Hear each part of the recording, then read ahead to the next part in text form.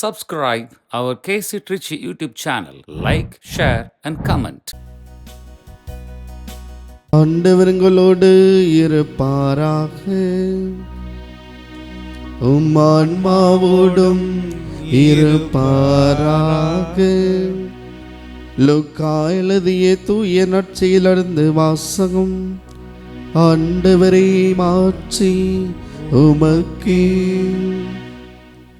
லூக்கா எழுதிய தூய நற்செய்தி அதிகாரம் 6 இறை திருவார்த்தைகள் 43 தொடங்கி 49 முடிய.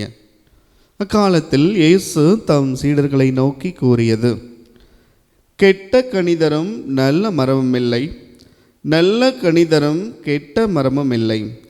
ஒவ்வொரு மரமும் அதன் கனியாலே அறியப்படும்.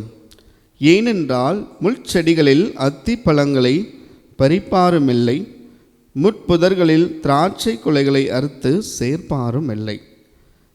நல்லவர் தம் உள்ளமாகிய நல்ல கருவூலத்திலிருந்து நல்லவற்றை எடுத்து கொடுப்பர். தீயவரோ தீயினின்று தீயவற்றை எடுத்து கொடுப்பர். உள்ளத்தின் நிறைவை வாய் பேசும்.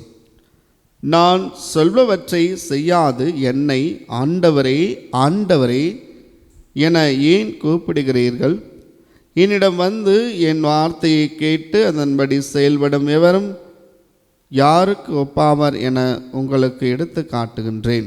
அவர் ஆழமாய் தோண்டி பாறையின் மீது அடித்தளம் அமைத்து வீடு கட்டிய ஒருவருக்கு ஒப்பாவர். வெள்ளம் ஆராய் பெருக்கெடுத்து அந்த வீட்டின் மேல் மோதியும் அதை அசைக்க முடியவில்லை. ஏனென்றால் அது நன்றாய் கட்டப்பட்டிருந்தது. நான் சொல்வதை கேட்டு அதன்படி செயல்படாதவரோ அடித்தளம் இல்லாமல் மணல் மீது கட்டியவருக்கு ஒப்பாவர். 6 பெருக்கெடுத்து அதன் மேல் மோதியவுடனே அது விழுந்து அவ்வீட்டுக்கு பேரழிவு ஏற்பட்டது.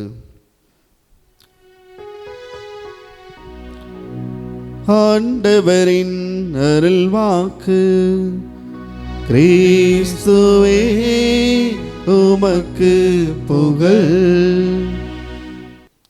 இறை வார்த்தையின்படி வாழ.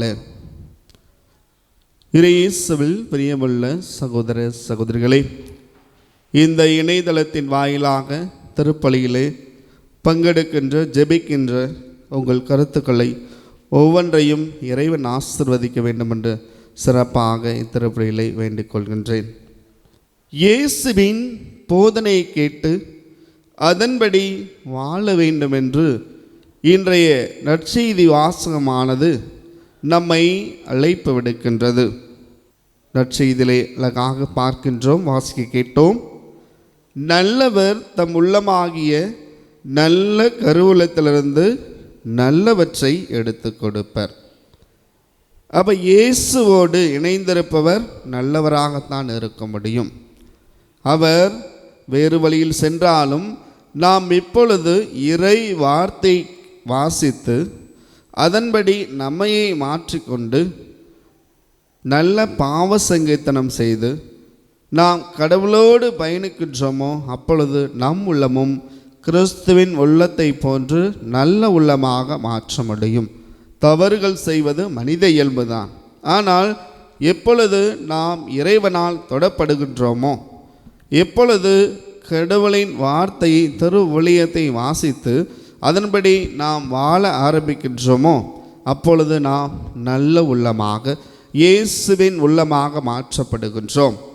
அப்போ நாம் அனைவரும் இயேசுவோடு இணைந்திருக்க வேண்டும். அதற்கு இறை வார்த்தையின்படி நாம் வாழ வேண்டும் என்று இன்றைய நாள் நமக்கு அழைப்பு விடுக்கின்றது. இப்போ நல்லவற்றை பிறருக்கு கொடுக்க வேண்டும். நான் உண்மையிலேயே இயேசுவை பின்பற்றினால் நல்லவற்றைத்தான் பிறர் கொடுக்க முடியும், நல்லவனாகத்தான் இருக்க முடியும். ஏனென்றால் உண்மையிலே நான் இயேசுவை பின்பற்றினால் நானும் இயேசுவை போன்றுதான் இருப்பேன். ஏனென்றால் நான் வணங்குகின்ற இந்த கிறிஸ்து உண்மையானவர், அவர் நல்லவர், அவர் நல்லதை மட்டுமே சிந்திப்பார், நல்லதை மட்டுமே செய்வார். அப்போ நீங்களும் நானும் உண்மையிலேயே கிறிஸ்துவை பின்பற்றினேன் என்றால் நல்லவற்றை பிறகு கொடுக்க வேண்டும், நல்லவற்றை பற்றி சிந்திக்க வேண்டும், நல்லது எது யாருக்கு நன்மை பயக்குமோ அதை பிறருக்கு செய்ய வேண்டும். யார் தேவைகள் இருக்கின்றார்களோ அவருக்கு நான் நன்மை செய்ய வேண்டும். அதுதான் நிச்சயம் கிறிஸ்துவை சார்ந்தவர்களாக இருக்க முடியும். அந்த நல்லவை என்னுடைய வாழ்க்கையில் இருக்கின்றதா? கிறிஸ்துவுக்கு உகந்த செயல்பாடுகளை என்னுடைய குடும்பத்திலும் சரி, நான் வாழும் பகுதியிலும் சரி, சமூகத்திலும் சரி, நான் வேலை செய்யும் இடங்களிலும் சரி, கிறிஸ்துவை சார்ந்த செயல்பாடுகளே நான் ஈடுபட வேண்டும். அந்த அடித்தளத்தை அவர் கிறிஸ்துவுக்கு உகந்த வாழ்க்கையான நல்ல மனநிலையும் சிந்தனையையும் நான் என்னுடைய வாழ்க்கையிலே அடித்தளமாக்கப்பட வேண்டும். உண்மையிலேயே கிறிஸ்துவை சார்ந்த செயல்பாடுகளை அது என்னவாக இருக்க முடியும்? அன்பை சார்ந்ததாக இருக்க முடியும், இயற்கையை பாதுகாப்பதாக இருக்க முடியும், இரக்கத்தை சார்ந்ததாக இருக்க முடியும், உண்மையை சார்ந்ததாக இருக்க முடியும். அப்போ இயேசுவை உண்மையிலே நான் பின்பற்றுகின்றேன் என்றால், இறை வார்த்தை வாசிக்கின்றேன் என்றால் அதன்படி நான் வாழ வேண்டும். அப்போ இந்த இரக்க செயல்பாடு என்னால் முடிந்த அளவுக்கு ஏழைகளோடு என்னிடம் இருப்பதை பகிர்கின்றவராக, யார் தேவையில் இருக்கின்றார்களோ அவர்களோடு என்னிடம் இருப்பதை பகிர்வது ஒரு நல்ல அடித்தளமாக இருக்கும். அப்போ இறை வார்த்தையின்படி ஒரு மனிதன் எப்படி வாழ முடியும்? இறை வார்த்தை ஒருபோதும் நீ கெட்டவனாக இருக்க வேண்டும், நீ பிறரை துன்புறுத்த வேண்டும், நீ பிறரை அன்பு செய்யக்கூடாது என்று ஒருபோதும் சொல்லாது. இறைவார்த்தை எப்பொழுதுமே தீமை செய்தால் தீமைக்கு பதில் நன்மை செய் என்று தான் சொல்லும். அப்போ நாம் ரோமியர்கள் திருமுகத்திலே பார்க்கின்றோம். 12வது அதிகாரத்திலே கிறிஸ்தவ வாழ்வு எப்படி இருக்க வேண்டும், நன்மையால் தீமையை வெல்லுங்கள் என்று சொல்கின்றார் தூய பவுலடியா. அப்போ நாம் கிறிஸ்தவ வாழ்வை எப்படி அமைக்க வேண்டும் என்று அழகாக தூய பவுலடியா ரோமையருக்கு எழுதிய திருமுக 12ஆம் அதிகாரத்திலே அழகாக நமக்கு எடுத்து எம்புகின்றார். என்னுடைய வாழ்க்கையை அதன் கிறிஸ்துவை மையப்படுத்திய ஒரு மக்களாக நான் என்னையே அமைத்து கொள்ள வேண்டும். ஆக இயேசுவின் மனநிலையை ஒவ்வொருவரும் கொண்டிருக்க வேண்டும். அதனால் தான் நாம் திருமுழுக்கு பெற்றிருக்கிறோம். இயேசுவை ஆடையாக, திருமுழுக்கின் வாயிலாக இயேசுவை ஆடையாக அணிந்திருக்கின்றோம். அவருடைய திருவுடலை உட்கொள்ளுகின்றோம். உறுதிப்பு சென்ற அருட்சாதனத்தை வாங்கியிருக்கின்றோம். இவ்வாறாக 7 அருட்சாதனங்களும் கிறிஸ்துவை ஆடையாக அணிவதற்கு, கிறிஸ்துவை அடித்தளமாக அமைப்பதற்கு நமக்கு திருவை கொடுத்திருக்கின்றது. கிறிஸ்துவே அதை மையப்படுத்துகின்றார், கிறிஸ்துவே அதில் உடனிருக்கின்றார், தூய ஆவியானவர் வழிநடத்துகின்றார், தந்தை கடவுள் நம்மை பாதுகாக்கின்றார், நாம் கிறிஸ்துவோடு இணைந்து வாழ வேண்டும் என்று நமக்கு அழைப்பு விடுக்கின்றார். எனவே அன்பார்ந்தவரை இன்றைய நாளில் சிந்து பார்ப்போம். இறை வார்த்தையை ஒவ்வொரு நாளும் வாசிக்கின்றோம். ஒவ்வொரு நாளும் இறை வார்த்தையை வாசிக்கின்றேன், அதன்படி வாழ்கின்றேனா என்று இன்றைய நாளில் சிந்து பார்ப்போம். ஒவ்வொரு நாளும் ஒரு அதிகாரத்தையாவது வாசித்து அதில் சொல்லப்படுகின்ற ஒன்றையாவது எடுத்து என்னுடைய வாழ்க்கையிலே நான் தொடர்ந்து பயணிக்க, அதை பின்பற்ற முயற்சி செய்வோம்.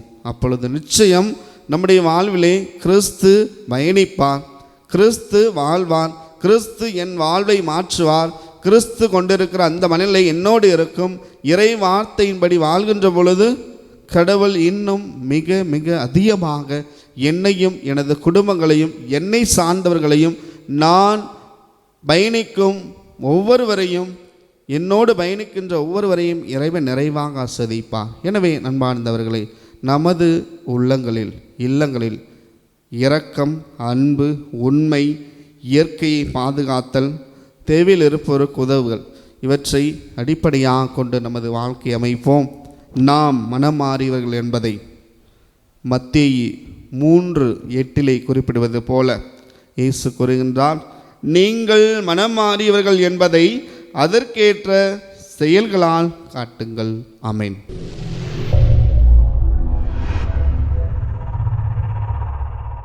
Subscribe our KC Trichy YouTube channel. Like, share and comment.